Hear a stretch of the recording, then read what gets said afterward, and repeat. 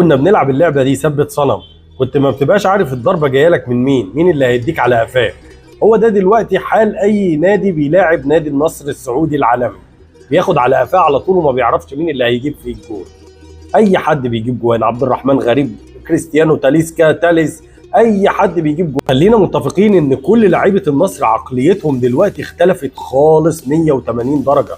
ما عادش زي الاول، اللعيبه دلوقتي بتنزل بتاكل النجيله حرفيا. عبد الرحمن غريب بيعمل احسن اداء الموسم ده، عبد الاله العمري، اللعيبه كلها بتبدع.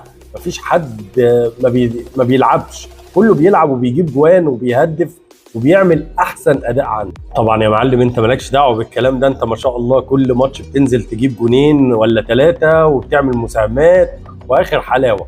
بعمر ال 39 ما شاء الله ما شاء الله ما شاء الله في عين كل الناس، وبتعمل اداء خرافي منك.